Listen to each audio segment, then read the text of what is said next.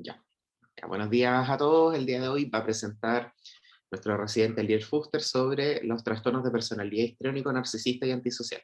Así que adelante, Eliel. Y como mencionaba el doctor, vamos a hablar hoy día de los trastornos de personalidad histriónico, narcisista y antisocial.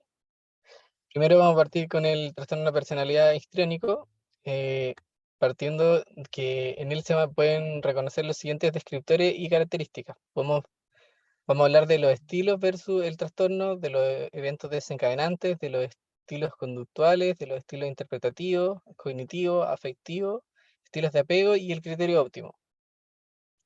Entonces, vamos a ver que tenemos un estilo versus un desorden de la personalidad. Puedo pensar que esta personalidad histriónica va a abarcar como un continuo desde lo saludable a lo patológico, o sea, un modo de espectro, en el que el estilo de personalidad histriónica estaría en el extremo saludable y el trastorno de la personalidad histriónico va a estar en el extremo patológico. Aquí abajo podemos ver un cuadro donde vemos como las características de cada uno de ellos. Por ejemplo, el estilo de la personalidad va a disfrutar de los elogios. En cambio, cuando ya hay un trastorno, constantemente va a buscar y va a exigir estos elogios para tener tranquilidad. Eh, en el estilo de personalidad, en la apariencia o el comportamiento es encantador, es cautivador, pero siempre es apropiado. En cambio, en el trastorno es inapropiadamente sexualmente seductor en apariencia y comportamiento. Y así en la serie, en todos los puntos que definen al trastorno, uno puede ver cómo el estilo de personalidad es, digamos, es adaptativo, en otras palabras. Luego tenemos el evento desencadenante, que va a ser la situación o circunstancia, o el evento típico, que es más probable que desencadene o active la respuesta desadaptativa, que va a ser la que es característica de este trastorno, y que el trastorno histriónico va a ser el sexo opuesto, o sea, las relaciones. Y el estilo de comportamiento se caracteriza por ser encantador, dramático, expresivo y exigente, autocomplaciente y desconsiderado. Y busca de forma persistente la atención, la labilidad del estado de ánimo, el capricho y la superficialidad caracterizan el comportamiento de este trastorno. El estilo interpersonal, estos individuos tienden a ser exhibicionistas y coquetos a su manera, siendo prominente en la búsqueda de atención y la manipulación, y también tienden a tener déficit de empatía. Y el estilo cognitivo se puede caracterizar como impulsivo y temático, en lugar de ser analítico, preciso e independiente del campo. Su tendencia es a ser no analíticos, vagos y dependientes del campo. Son altamente sugestionables y dependen en gran medida de las corazonadas y de la intuición. Evitan la conciencia de su propia dependencia oculta y otro autoconocimiento y tienden a ser dirigidos por otros, con respecto a la necesidad de aprobación de los demás. Por lo tanto, pueden disociar fácilmente su yo real o interior de su yo público o exterior. Y el criterio diagnóstico óptimo, que para este trastorno es lo incómodo en situaciones en las que no es el centro de atención. Ahora, ¿cómo describe el DSM-5 a este trastorno?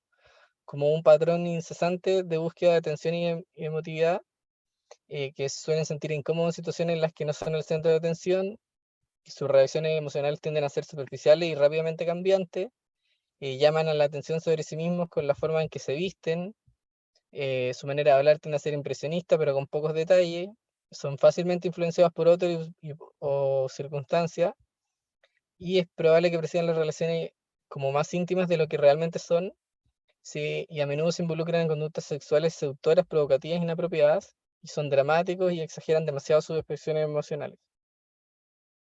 Ahora, la descripción prototípica del trastorno. Estos individuos son los exhibicionistas en la vida. Si son para el encanto, el atractivo físico, la seducción para llamar la atención, y hay una intensidad en sus relaciones y emociones, pero una superficialidad al mismo tiempo.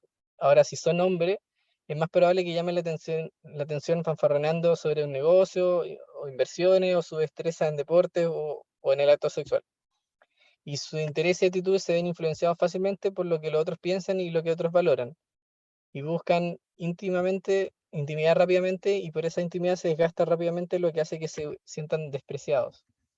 El predominio La prevalencia de este trastorno se estima que es cerca del 2% de la población en general y en los entornos clínicos es el que se presenta con menos frecuencia para buscar tratamiento y que va entre el 1 al 23%. Ahora las conceptualizaciones del trastorno histórico de la personalidad, las conceptualizaciones de casos psicodinámicos, Gabar argumenta que este trastorno debe distinguirse del trastorno histérico de la personalidad. Este último tiene el lugar central en la tradición del pensamiento psicoanalítico y se refiere a un grupo de pacientes más sanos y mayor funcionamiento que los que están caracterizados por los criterios del DCM.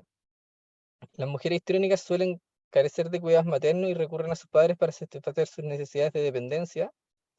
Aprenden que pueden ganar la atención de su padre a través de demostraciones de emoción coqueta y exhibicionista, y a medida que madura aprende que debe reprimir su sexualidad genital para seguir siendo la niña de papá.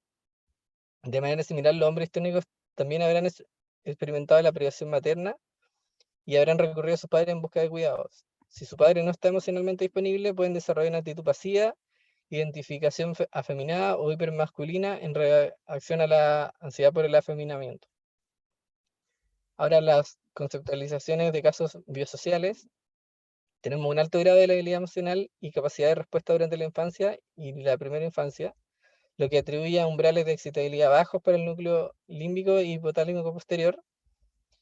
Sin embargo, los factores ambientales parecen jugar el rol principal en el desarrollo de esta patología y Milon y Everly enumeran tres de estos factores, que es el refuerzo paterno de la conducta de la búsqueda de atención, modelos histriónicos de padres a seguir y el refuerzo de la conducta de manipulación interpersonal. Las conceptualizaciones de casos cognitivos conductuales, Beck en el 2015 describe una visión de la terapia cognitiva del trastorno histriónico de la personalidad basada en supuestos subyacentes específicos y distorsiones cognitivas. Y se postulan dos suposiciones subyacentes. Soy inadecuado e incapaz de mantener la vida por mí mismo y debo ser amado por todos para que valga la pena. Al crecer son incapaces de cuidar de sí mismos y los histriónicos buscan activamente la atención y la aprobación de los demás y esperan que los demás cuiden de ellos y de sus necesidades. Sintiéndose inadecuados y desesperados por obtener aprobación, están bajo una presión considerable por buscar atención actuando para otros. Y hay distorsiones cognitivas comunes como pensamiento dicotómico, la generalización excesiva y el racionamiento emocional. Turcat diferencia el tono histriónico de la personalidad en dos tipos. El tipo controlador, en el que la motivación básica es lograr el control total mediante el uso de maniobras manipulativas y dramáticas, y el tipo reactivo, en el que la motivación básica es la búsqueda de tranquilidad y aprobación. Y él no cree que el tipo controlador sea susceptible de tratamiento conductual, ya que sufren un déficit primario de empatía. Las conceptualizaciones de casos interpersonales. Aquí los pacientes aprendieron que la apariencia física y el encanto podían usarse para controlar a otras personas importantes. Aprendieron que las quejas y la discapacidad eran una forma efectiva de promover una cálida preocupación. Junto con el estímulo de la negación, estas familias primero la enfermedad y finalmente exhiben un extraño miedo a ser ignorados, junto con un deseo de ser amados o cuidados por otras personas importantes, a quienes se puede controlar a través del encanto o la astucia.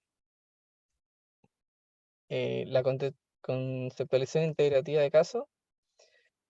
Biológica y temperamentalmente, la personalidad histriónica se caracteriza por un alto nivel de energía y reactividad emocional y autonómica. Su temperamento puede caracterizarse como hipersensible y orientado externamente a la gratificación. Psicológicamente puede entenderse y apreciarse en términos de su visión de sí mismo y su visión del mundo y su objeto en la vida. La autovisión del histriónico será alguna variante del tema soy sensible y todos deberían admirarme y aprobarme. La visión del mundo va a ser una variante de la vida me pone nervioso, así que tengo derecho a un cuidado y consideraciones especiales. El objetivo de la vida es una variante del tema, por lo tanto toca para la audiencia y vive el momento. Ahora, la evaluación del trastorno histriónico de personalidad, cómo es la entrevista y el comportamiento y la relación. Inicialmente, estos individuos pueden estar más interesados en la admiración y la aprobación que en la relación terapéutica, y la emotividad exagerada, la vaguedad, la superficialidad y la falsedad son comunes en el primer encuentro con el terapeuta. Ahora hay que hacer una distinción que con un médico masculino las mujeres histriónicas pueden ser coquetas y seductoras, pero con una médica que sea femenina es más probable que se involucre en una lucha de poder, haya una pugna. Las preguntas abiertas y no estructuradas no son útiles, ya que estas personas se desvían fácilmente. Es preferible seguir un tema principal como un problema de trabajo, un conflicto interpersonal y suscitar ejemplos concretos al mismo tiempo que frenan divagaciones y contradicciones. Confrontar las contradicciones generalmente resulta en ira y pérdida de compenetración. Enfoques de tratamiento e intervenciones, las consideraciones de tratamiento es el diagnóstico diferencial es el trastorno narcisista y el trastorno dependiente de la personalidad. Em, Otros diagnósticos diferenciales pueden ser un episodio de un trastorno depresivo persistente, ansiedad social, TOC, depresión mayor y trastorno bipolar. Y los objetivos generales del tratamiento incluyen ayudar al individuo a integrar la amabilidad con la fuerza, moderar la expresión emocional y fomentar la calidez, la autenticidad y la empatía. Entonces, vamos con el enfoque de psicoterapia psicodinámica. El objetivo general de las terapias orientadas dinámicamente es examinar los orígenes del patrón y explorar las estrategias neuróticas, que serían la seducción, los berrinches, el encanto, el pensamiento lógico, que emplean estos individuos para satisfacer sus necesidades. El método psicoanalítico clásico enfatiza la neutralidad y la abstinencia del terapeuta y requiere que el paciente tenga suficiente fuerza del ego para retroceder de manera controlada. La transferencia que se desarrolla se analiza con interpretaciones mutativas y presumiblemente conduce a un cambio de la personalidad duradero. Gabar señala que el mal manejo de la transferencia erótica es probablemente la causa más frecuente de fracaso del tratamiento con estos individuos. La psicoterapia breve dinámica puede ser particularmente bueno para individuos histriónicos de alto funcionamiento que presentan relaciones interpersonales satisfactorias, la capacidad de comprometerse e interactuar fácilmente con un terapeuta y una queja de presentación circunscrita. Por otro lado, requiere que los pacientes se comprometan y desconecten rápidamente de la terapia sin sufrir indebidamente. Puede plantear una dificultad considerable para estos individuos que característicamente desarrollan una transferencia intensa y pegajosa con el terapeuta. Tienen una orientación psicológica del ego que se enfoca en patrones desadaptativos de creencia y comportamiento. El patrón de mala adaptación se evalúa minuciosamente a medida que se exploran en detalle sus elementos subyacentes, con especial atención a la transferencia y la resistencia, que se centran en patrones desadaptativos de creencia y comportamientos. Y ahora, los enfoques de la terapia cognitiva, aunque por lo general colabora y está motivado para la terapia, el estilo de pensamiento difuso y global del histriónico es bastante diferente de la naturaleza sistemática y estructural de la terapia cognitiva. Por lo tanto, estas personas encuentran inicialmente el tratamiento difícil y frustrante, ya que aprenden a centrar la atención en un solo problema a la vez y luego monitorean sus pensamientos y sentimientos. Y hay una serie de condiciones necesarias para el éxito del tratamiento cognitivo de este trastorno, que es asumir un papel activo y utilizar el cuestionamiento, establecer límites que sean claros y firmes y establecer los objetivos de tratamiento. Ahora, la terapia de esquema que es una elaboración de la terapia cognitiva que implica la identificación de esquemas desadaptativos y la planificación de estrategias e intervenciones específicas. Las 4 estrategias principales son cognitivas, experienciales, conductuales y la propia relación terapéutica. La reestructuración cognitiva, la modificación de esquemas desadaptativos, es una estrategia cognitiva importante, pero se combina con ejercicios de imaginación, confrontación empática y asignaciones de tarea y reparentalidad limitada, es decir, una forma de experiencia emocional correctiva. El enfoque interpersonal, las intervenciones psicoterapéuticas pueden planificarse y evaluarse en términos de si mejoran la colaboración, facilitan el aprendizaje sobre patrones desadaptativos y sus raíces, bloquean estos patrones, se mejora la voluntad de cambio y fomentan de manera efectiva nuevos patrones. Entonces, para establecer una alianza terapéutica que facilite la colaboración con el individuo histriónico a partir del conocimiento del patrón básico, deseos y temores de ese individuo, es esencial que el terapeuta comunique calidez y apoyo competente sin reforzar la posición dependiente y necesitada del histriónico. La tarea de aprender a reconocer patrones es complicada porque los individuos histriónicos no han desarrollado lo suficiente un yo observador que les ayude a reconocer patrones. De hecho, han llegado a creer que si se vuelven incompetentes se quedarán solos y nadie se preocupará por ellos. Establecer la estabilidad equivale a perder la identidad. La terapia en grupo, el formato de tratamiento grupal tiene una serie de ventajas sobre el tratamiento individual. En primer lugar, que un entorno grupal frustra el deseo y la demanda que tienen estos pacientes de la atención exclusiva del terapeuta, la que ahora de desafiar inevitablemente la postura de la búsqueda de aprobación de estos pacientes. Por lo tanto, el riesgo de que se desarrolle una transferencia erotizada es relativamente pequeño, en contraste con la terapia individual. Y en segundo lugar, su estilo cognitivo global y las defensas asociadas de represión y negación pueden tratarse con mayor eficacia en su entorno grupal. Las terapias matrimonial y familiar, no existen reportes de terapia familiar, pero per se, con pacientes técnicos, sin embargo, hay una serie de informes de casos sobre terapia marital en estos pacientes. Por lo general, el matrimonio consta de un esposo obsesivo compulsivo y una esposa histriónica, donde el cónyuge obsesivo compulsivo tiende a asumir una responsabilidad cada vez mayor, mientras que el cónyuge histriónico se vuelve cada vez más indefenso. Y el objetivo general del tratamiento es facilitar el cambio de este patrón en ambos cónyuges. Respecto a los medicamentos, en términos generales no existen medicamentos psicotrópicos específicamente que sean indicados para este trastorno. Como sabemos, los medicamentos se usan para tratar eh, sintomatología aguda, descompensaciones, pero no para cambiar la personalidad. Y el enfoque de tratamiento integrado combinado, la premisa básica es que las personas con trastornos de personalidad sintomáticos y de bajo funcionamiento tienen menos probabilidades de responder al enfoque o modalidad de tratamiento único, por lo cual en ellos se podría apuntar más como a un tratamiento combinado de los que hemos mencionado.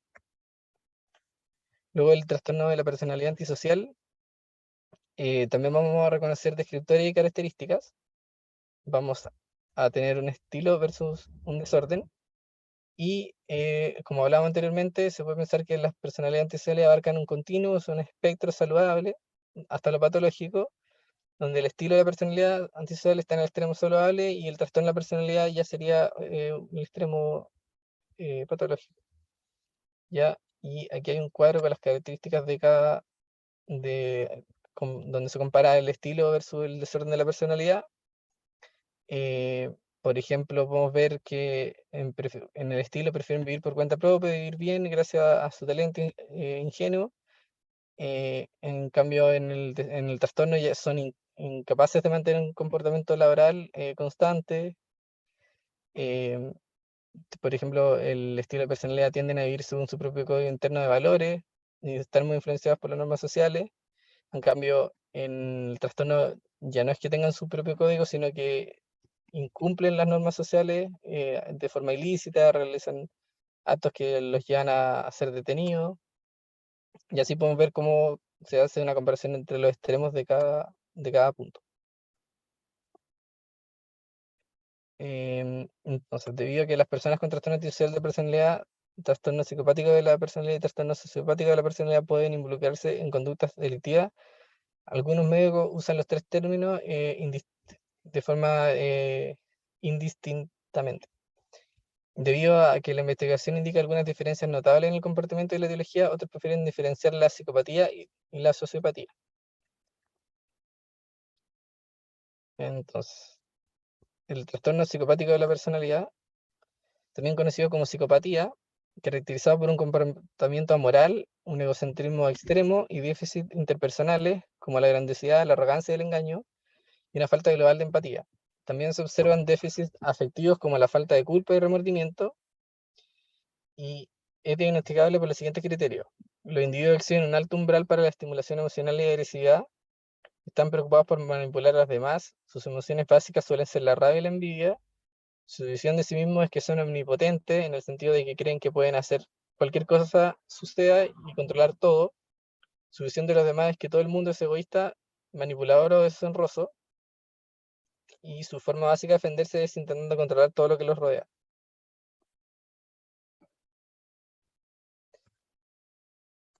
Y ahora el tono de personalidad sociopático, también conocido como sociopatía, se caracteriza con un comportamiento amoral y criminal y un sentido disminuido de la responsabilidad moral. Tienden a actuar espontáneamente de manera inapropiada sin pensar en las consecuencias. Pueden estar nerviosos, fácilmente agitados y rápidos para mostrar ira. Mienten, manipulan y lastiman a otros, pero a menudo evitan hacerlo con las pocas personas que le importan. La mayoría de las veces son capaces de formar vínculos y lealtad hacia los demás. Esto significa que es probable que experimenten culpa y remordimiento cuando terminen lastimando a alguien que les importa. Si bien son capaces de cometer crímenes atroces, es poco probable que cometan crímenes contra familiares o sus amigos. A diferencia de la personalidad psicopática, que la investigación sugiere que tiene más carga genética, la personalidad sociopática pareciera estar más influenciada por factores ambientales como la pobreza, la exposición a la violencia, la crianza excesivamente permisiva o negligente. El evento desencadenante, en este caso, van a ser los estándares y las reglas sociales. El estilo de comportamiento se va a caracterizar por impulsividad, irritabilidad, agresividad.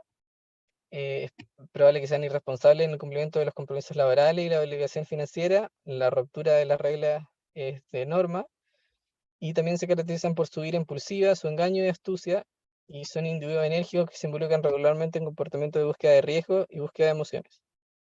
El estilo interpersonal se caracteriza por el antagonismo y el desprecio imprudente por las necesidades y la seguridad de los demás. Tienden a ser muy competitivos y desconfiados de los demás y a menudo malos perdedores. A veces sus relaciones pueden parecer pulidas, además de calculadoras. Tienden a ser insensibles hacia el dolor y el sufrimiento de los demás. El estilo cognitivo se describe como impulsivo y cognitivamente inflexible, así como orientado hacia el exterior. Tienden a ser muy conscientes de las señales sociales y pueden ser muy hábiles para leer personas y situaciones. Debido a que desprecian la autoridad, las reglas y las normas sociales, racionalizan fácilmente su propio comportamiento. La impulsividad, la irritabilidad y la agresividad le predisponen a la argumentación, incluso a la acción agresiva. El estilo afectivo se caracteriza por ser poco profundo y superficial. Evitan las emociones más suaves como la calidez y la intimidad porque las consideran signos de debilidad. La culpa es rara o en realidad nunca. Son incapaces de tolerar el aburrimiento, la depresión o la frustración y en consecuencia son buscadores de sensaciones. Finalmente pueden mostrar poca culpa, vergüenza o remordimiento por sus propias acciones desviadas.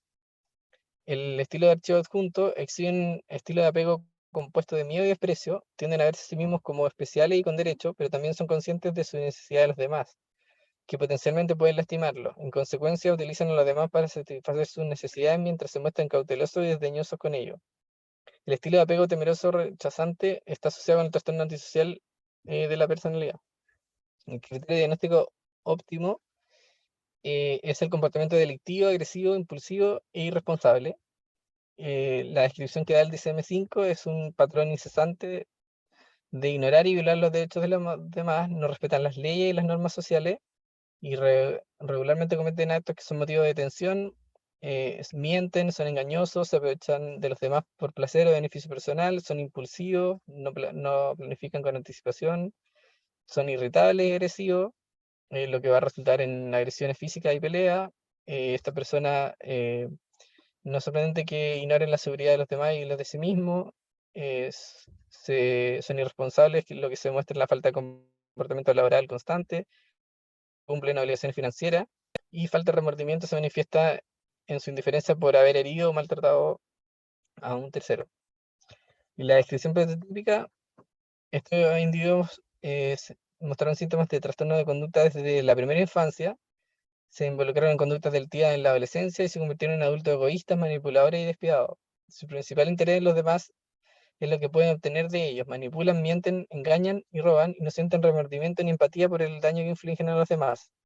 Son imprudentes, impulsivos y se involucran en conductas delictivas y este trastorno es común en los delincuentes y es un predictor de violencia. Y el predominio de la prevalencia se estima que es un 0,2 a un 3% de la población general y es como cerca de un 70% de lo que es la población carcelaria, de los pocos estudios que existen. Conceptualizaciones del trastorno antisocial, en los casos psicodinámicos, Gabor argumenta que el...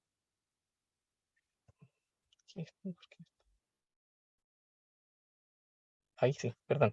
Las conceptualizaciones de los casos psicodinámicos. Los escritores psicoanalíticos describen la personalidad antisocial como similar a la personalidad narcisista, mientras que ambos forman un self grandioso patológico. El self del individuo antisocial se basa en un proyecto agresivo denominado objeto del self extraño.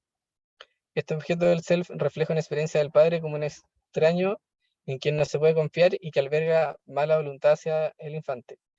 No es sorprendente que este objeto internalizado amenazante de experiencias de negligencia o crueldad de los padres, combinado con la ausencia de un objeto materno amoroso, hay una falta de confianza básica y una fijación en el proceso de separación e individuación, de modo que no se produce la constancia del objeto.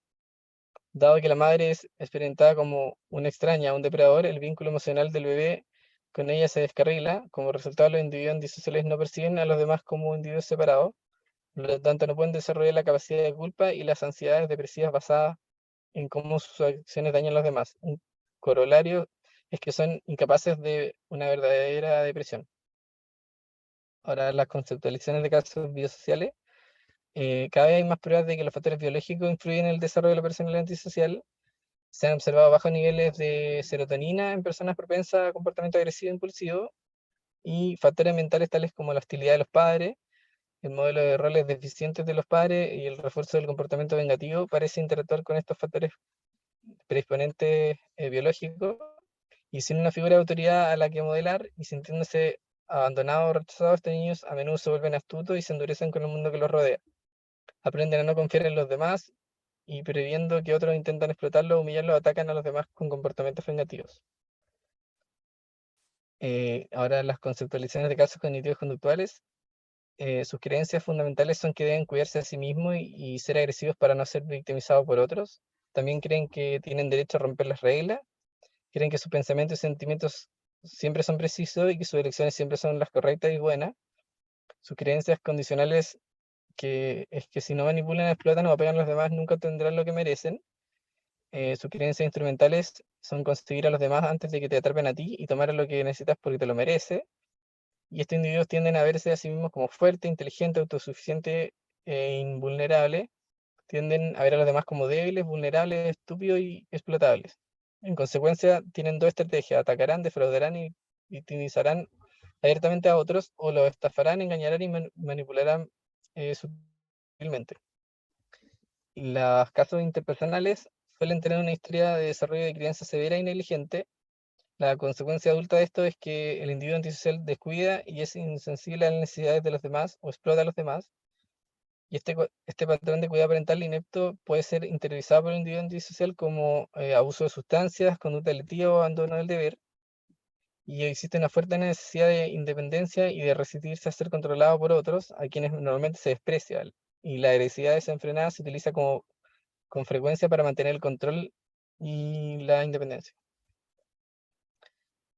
La conceptualización integrativa de casos. Biológicamente, las personalidades antisociales manifestaron temperamentos desde un inicio de un niño, llámese difícil, y se ven a sí mismos como fuertes, competitivos, enérgicos y duros. Su visión de la vida y el mundo es una variante del tema: la vida es tortuosa y hostil y las reglas me impiden satisfacer mis necesidades. La actuación y la racionalización son mecanismos de defensa comunes utilizados en este trastorno de personalidad. Los estilos de crianza se caracterizan por la hostilidad y el modelo deficiente de los padres. La estructura familiar tiende a ser desorganizada y desconectada. Y el patrón antisocial es confirmado y reforzado y perpetuado por los siguientes factores individuales y sistémicos: la necesidad de ser poderoso y el miedo a ser abusado y humillado conduce a la negación de las emociones más suaves, además de la falta de cooperación. Esto, junto con la tendencia a provocar a los demás, conducen a un mayor refuerzo de las creencias y comportamientos antisociales. Ahora, la evaluación de este trastorno. eh, si bien es fácil comunicarse con ellos siempre que el médico siga el juego, eh, se enfadan y critican cuando el médico se resiste a las manipulaciones del paciente. Y es muy difícil que, que se centren en su impulsividad y responsabilidad o las consecuencias negativas de sus actos. Tal falta de autenticidad y sinceridad limita la relación. Sin embargo, estos individuos anhelan atención y el médico puede estimular la discusión animándola a mostrar un logro, por ejemplo.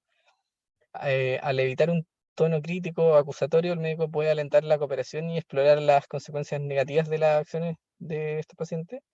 Cuando no estén dispuestos a cooperar o responder preguntas, o adopta una postura quejumbrosa o hostil, el clínico hace bien en mostrar indiferencia o iniciar la terminación de la entrevista.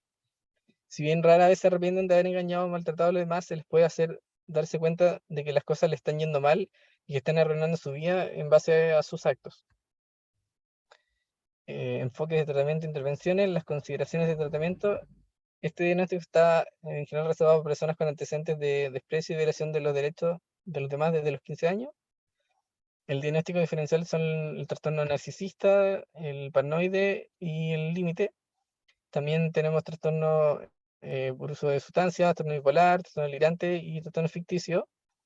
Y en términos del objetivo del tratamiento, estas personas generalmente no están interesadas en presentarse para el tratamiento o se resisten al tratamiento si los tribunales, los empleadores u otra agencia lo obligan. La terapia individual en sí misma ha mostrado ser notablemente ineficaz en estos individuos y no hay base para sustentar la utilidad clínica de ninguna intervención psicosocial para el tratamiento de este trastorno. El enfoque de psicoterapia psicodinámica, Gabar indica que la tarea del médico al inicio del tratamiento es determinar qué pacientes valen el tiempo, la energía y el dinero requerido por un proceso de terapia de largo plazo con un resultado incierto. Entonces, Meloy ha identificado 5 contraindicaciones para la psicoterapia con este tipo de paciente, que son una historia de comportamiento sádico y violento hacia los demás, ausencia total de remordimiento por tal comportamiento, una incapacidad de larga data para desarrollar vínculos emocionales, inteligencia alta o baja que pueda frustrar el proceso terapéutico, intenso miedo contra transferencial del clínico por su seguridad personal. En resumen, cuanto más se asemeja el paciente al perfil dinámico del psicópata puro, menos probable es que responda a la psicoterapia dinámica. Y el predictor de éxito más importante del tratamiento es la capacidad de formar una alianza terapéutica con el paciente, y la postura dinámica tradicional de neutralidad está contraindicada. Gard sostiene que la neutralidad equivale a una aprobación silenciosa o una colusión con las acciones del paciente antisocial. La postura terapéutica que se recomienda es activa y confrontativa. El médico debe confrontar repetidamente la minimización y negación del comportamiento antisocial por parte del paciente. Además, la confrontación debe centrarse en el comportamiento del aquí y ahora, en lugar de analizar el material inconsciente del pasado. La contratransferencia, 2 formas comunes son la incredulidad y la colusión. Gaber insiste en que el médico sea estable, persistente y completamente incorruptible, ya que estos pacientes harán lo que sea necesario para corromper al médico y llevarlo a un comportamiento deshonesto o poco ético. Es importante señalar que desarrollar la capacidad de mentalizar sin aumentar también la empatía puede servir para convertir al individuo antisocial en un depredador más eficaz en lugar de lograr el objetivo previsto del tratamiento. Ahora, los enfoques de la terapia cognitiva: para evitar la terminación prematura, se sugiere que el terapeuta trabaje gradualmente para establecer la confianza, reconozca explícitamente las fortalezas y las capacidades del individuo antisocial y se abstenga de presionar al individuo que reconozca sus debilidades. Seleccionar los objetivos del tratamiento apropiados puede ser un desafío en este trastorno. Independiente de las preferencias del individuo, la reducción del comportamiento delictivo debe seguir siendo un objetivo general del tratamiento debido al daño causado a los demás y a la sociedad en su conjunto. Entonces, una vez que se han acordado los objetivos del tratamiento, se sugiere centrarse en situaciones problemáticas específicas con estrategias conductuales y de resolución de problemas. Las estrategias de prevención de recaídas son útiles para sensibilizar a estos pacientes sobre las personas, los lugares y las circunstancias que pueden desencadenar pensamientos y comportamientos antisociales. Ahora, la terapia de esquema, que implica la identificación de esquemas desadaptativos y la planificación de estrategias de intervención específica, que son 4 estrategias principales: la cognitiva, experiencial, conductual y la propia relación terapéutica. La reestructuración cognitiva, la modificación de esquemas desadaptativos, es una estrategia cognitiva importante, pero combinada con ejercicio de imaginación, confrontación empática, asignación de tarea y reparentalización limitada, es decir, una forma de experiencia emocional correctiva. Y los esquemas desadaptativos típicamente asociados a este trastorno son la desconfianza, abuso, el autocontrol insuficiente, la privación emocional y el aislamiento social. El enfoque interpersonal: las intervenciones psicoterapéuticas con individuos con trastorno antisocial de la personalidad pueden planificarse y evaluarse en términos de si mejoran la colaboración, facilitan el aprendizaje sobre patrones desadaptativos y sus raíces, si pueden bloquear estos patrones, si mejoran la voluntad de cambio y fomentan de manera efectiva nuevos patrones. Se ayuda al individuo antisocial a reconocer y comprender las características autodestructivas de su estilo de vida y patrón de explotación. Se cree que estas personas pueden comenzar a desarrollar las habilidades sociales y de autogestión necesarias, como el cuidado personal, la demora en la gratificación y la empatía por los demás. La terapia de grupo suele considerarse más eficaz que la terapia individual porque ofrece a las personas antisociales la capacidad de conectarse con las experiencias de los demás de una manera menos directa que la terapia individual. Esta modalidad también permite a estos pacientes ver su comportamiento a través de los ojos de los demás. También se menciona la terapia matrimonial y familiar, y los pacientes antisociales rara vez están motivados por participar en la terapia familiar, pero en la medida que el médico puede involucrar a los padres o los cónyuges del paciente, el cambio terapéutico va a ser más probable. Un objetivo principal del tratamiento es ayudar a los miembros de la familia o al cónyuge en terapia de pareja a establecer los límites para el paciente. Lo de medicamentos, como mencionamos anteriormente, tampoco existe un medicamento que esté aprobado para este trastorno. Y el enfoque de tratamiento integrado, a pesar del pesimismo generalizado sobre la tratabilidad de este trastorno, hay motivos para un optimismo cauteloso, siempre en el tratamiento sea combinado multimodal y se adapte a las necesidades y circunstancias particulares de cada individuo. Ahora, una personalidad narcisista, vamos nuevamente a ver descriptores y características.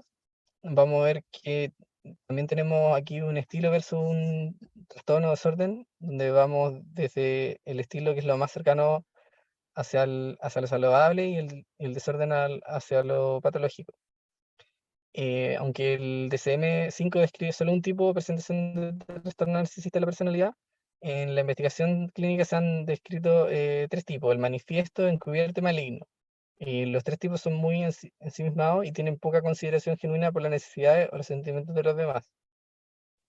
El tipo manifiesto, el que se presenta como grandioso, de piel gruesa y en la encarnación de los criterios del DSM-5.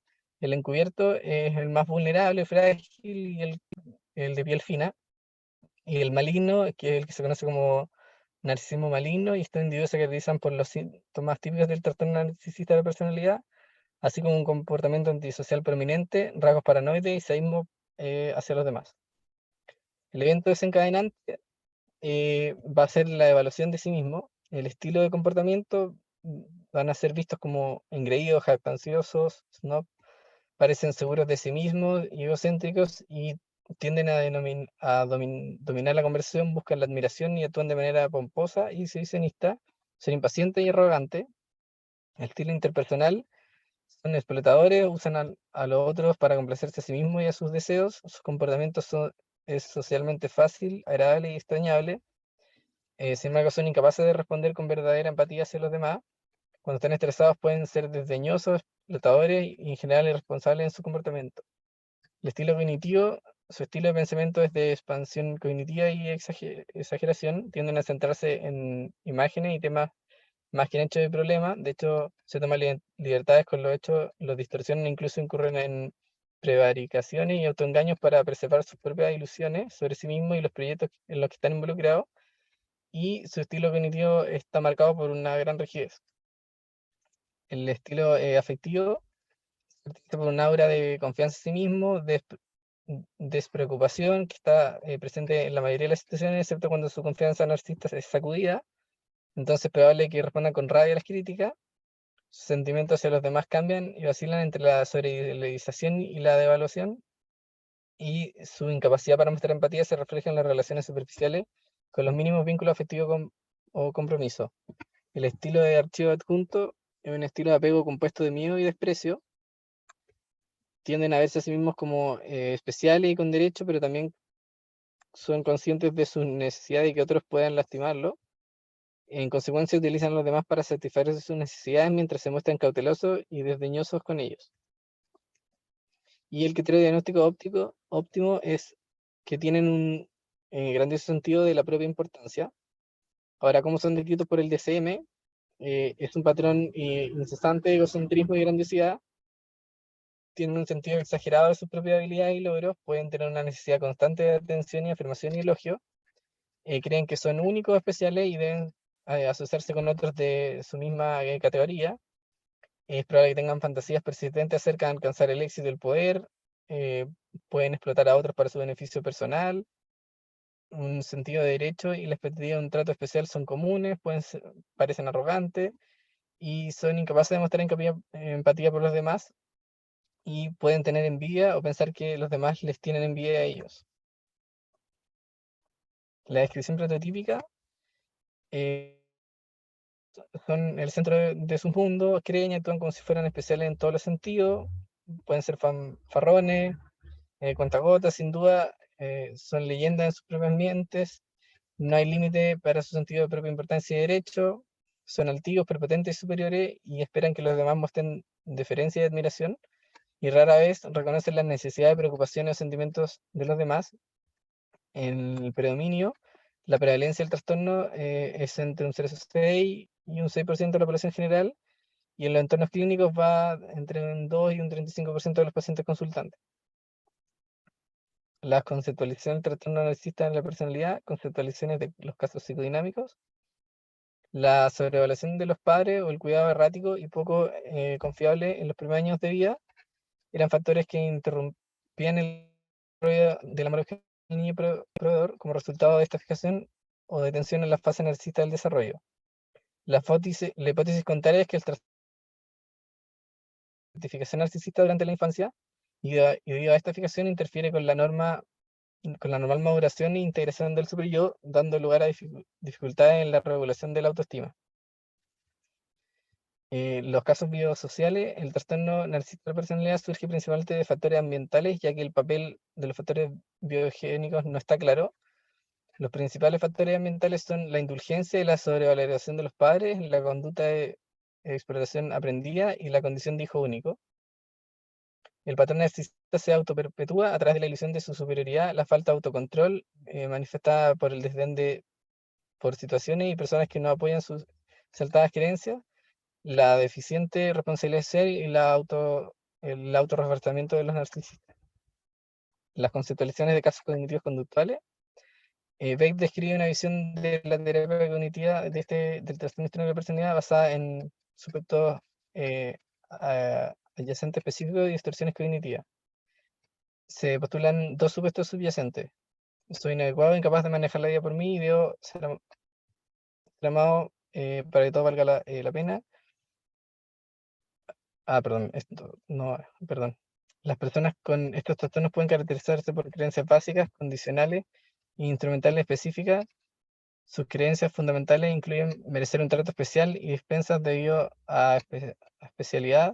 También incluyen creer que no están sujetos a las reglas y convenciones sociales que rigen a los demás. Sus creencias condicionales son que los demás deben ser castigados si no reconocen su estatus especial y que para mantener su estatus especial los demás deben estar subordinados a ellos. Sus creencias instrumentales son esforzarse continuamente para demostrar su superioridad. Y la conceptualización de casos interpersonales es una persona con trastorno narcisista de la personalidad típicamente se crió en un ambiente de adoración y amor desinteresado y no contingente. Desafortunadamente esta adoración no estuvo acompañada por una genuina revelación de sí mismo. Como resultado del futuro trastorno narcisista de la personalidad aprendió a ser insensible a las necesidades y puntos de vista de todos los demás. Es probable que el padre cariñoso haya sido consistentemente diferencial y cariñoso con el narcisista en formación. Como resultado, el narcisista adulto tenía la expectativa arrogante de que otros continuarían brindándole estos suministros emocionales. Junto con este cuidado de adoración está la amenaza siempre presente de una caída en desgracia. Entonces, en resumen, existe una vulnerabilidad extrema a la crítica de ser ignorado, junto con un fuerte deseo de amor y apoyo y admiración de los demás.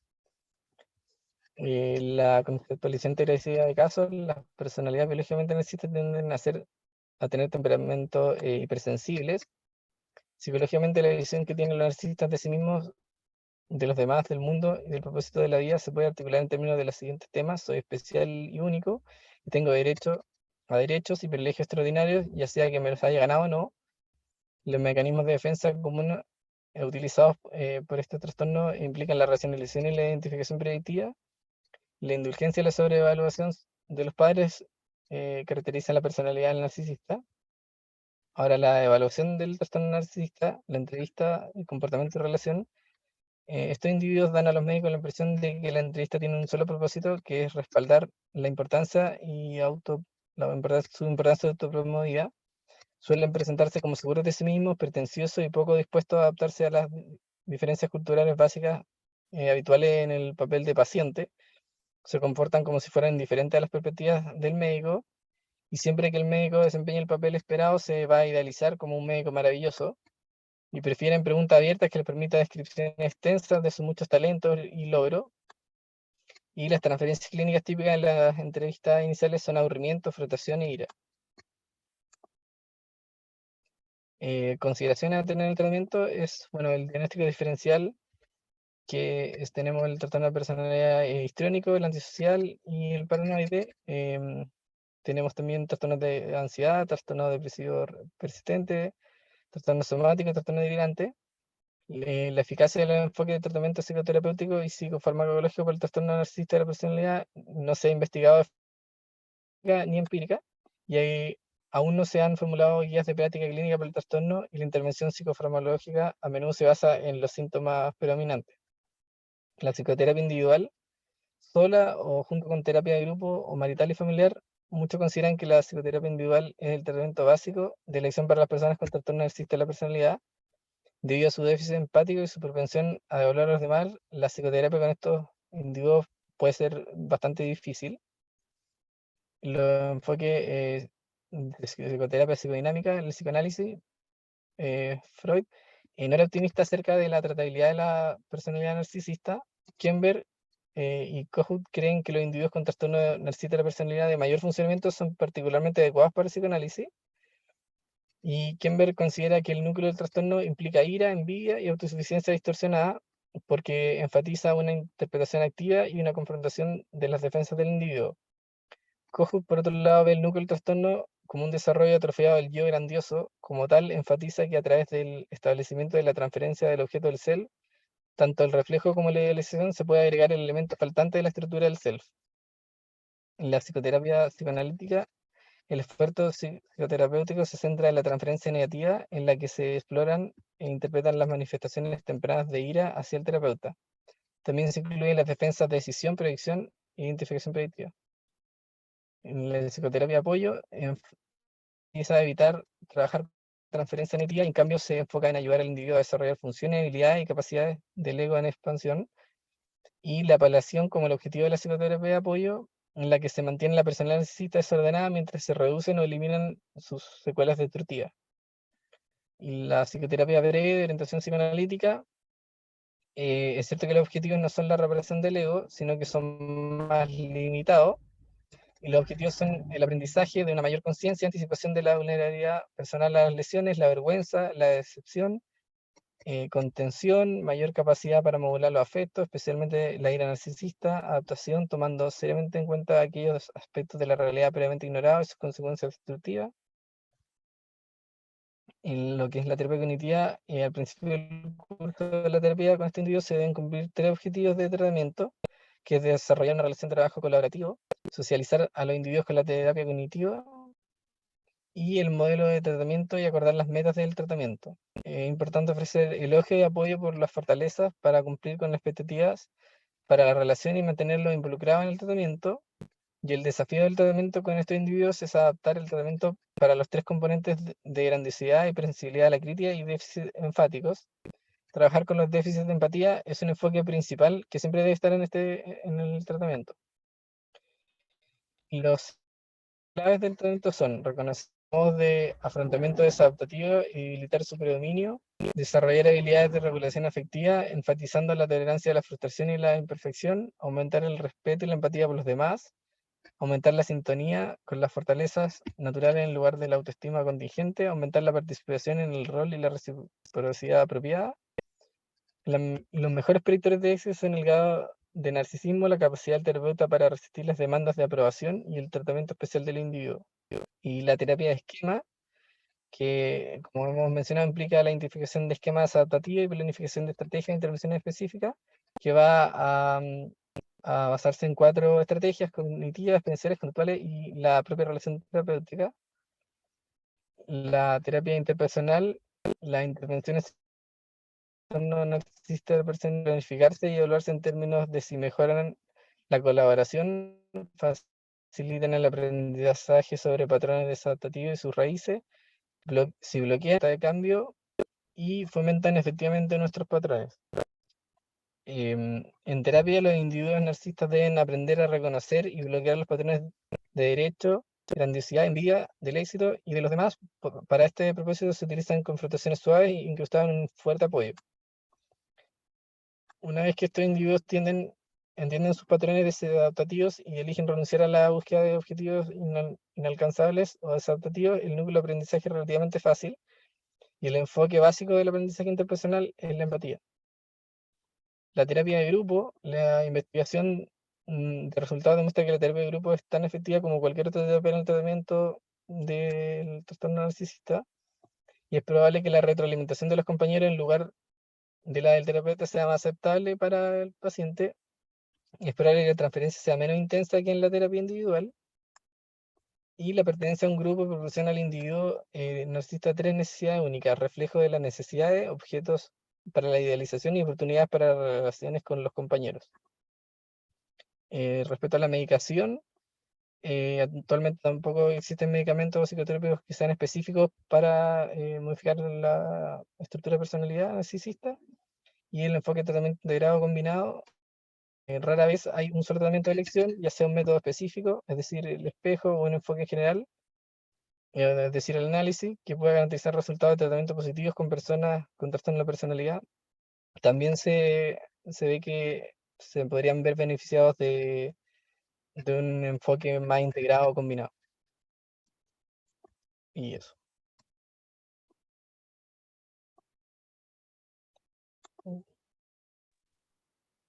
Súper, súper. Oye, buena presentación. Tengo una duda, eso sí. ¿Habrá sido un error o no el tema de como el estilo de archivo adjunto?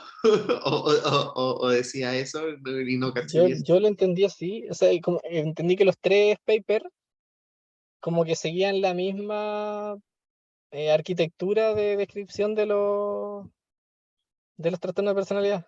Y Ajá. en los tres lo salía como archivo adjunto, como la traducción, no sé.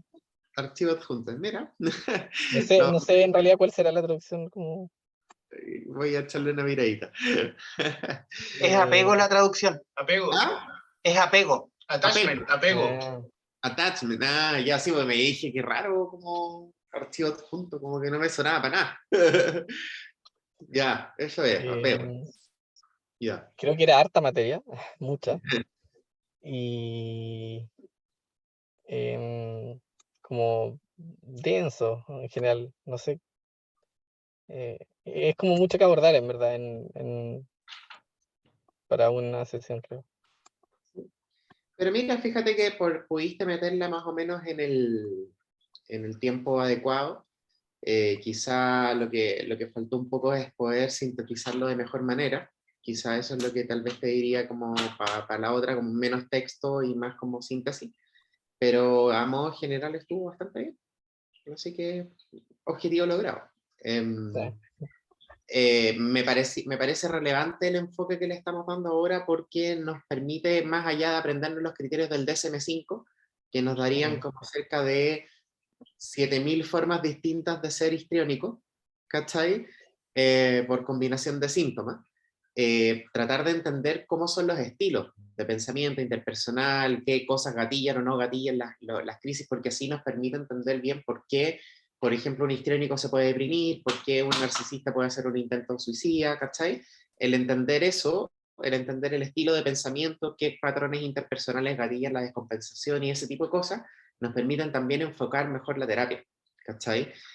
Acuérdense como el mismo, cuando hablamos, siempre hago la comparación con farmacología, poder elegir bien el tratamiento, en psicoterapia es lo mismo, pero acá es particularmente importante para que aprendan a cómo interactuar con un paciente que tiene estos tipos de trastornos de personalidad y no solo trastornos, estilo, ¿cachai? El estilo de personalidad histriónico no es igual al trastorno de personalidad histriónico, ¿cierto? Y eso es súper relevante porque de repente uno capta los rasgos de personalidad en la entrevista y rápidamente tiende a atribuir de que tiene un trastorno de personalidad por los rasgos que uno captó, pero uno a veces se precipita en eso. Y en la precipitación uno dice, este paciente tú captas que tiene muchos elementos histriónicos, ya perfecto. Y hizo un intento de suicida por, qué sé yo, cualquier cosa, y uno dice, ya, es que fue un intento de suicida en un contexto de un trastorno adaptativo por una personalidad histriónica en crisis, por ejemplo. Y resulta que el amigo no cumple criterio de trastorno de personalidad, solo que tiene un estilo de personalidad histriónico que tal vez se deprimió, o tal vez tuvo un intento de suicida por otra cosa, ¿cachai? Entonces, ahí, por eso es importante que les quería mostrar el que capten la diferencia entre un estilo de personalidad y el trastorno de personalidad. Los trastornos de personalidad tienen variantes en sí mismas y el gallo que tiene, no sé, el narcisista como de piel fina no es lo mismo que el de piel gruesa, que tampoco es lo mismo, es el más como más de la línea más antisocial. Tienen distintos, ahí el que hace la diferenciación mucho más bonita y mucho más detallado que esto, pero encontré que iba a ser demasiado largo, es Milon. Milon tiene una descripción hermosa de todas estas cuestiones. Pero esto es por lo menos una... Espérate, dame un segundo. Tini, Tini, sal de ahí. Sal de ahí. Perdón, que mi perra está enterrando un hueso en mi planta. Entonces, claro, esto puede ser aún más largo, pero a grosso modo como que el entender sobre todo los distintos enfoques, de no quedarse solamente, por ejemplo, en la conceptualización psicodinámica, sino que abordar lo interpersonal, la terapia de esquemas, todo eso nos ayuda como a enriquecer mucho la visión, ¿ya? Así que, pero dentro de todo bien, fíjate que estuvo bien, estuviste bien en la hora, así que, como te digo, quizás la otra resumirlo un poquito más y menos texto, pero dentro de todo súper bien, ¿ya? Así que eso, pues chiquilla, no sé si hay alguna duda o algo antes de que terminemos. ¿No? Perfecto. Ya, pues. Entonces nos estaríamos viendo el próximo martes, misma hora, mismo canal. ¿Ya? Cuídense, que estén bien. Chao, Chao, chao. doctor. Gracias.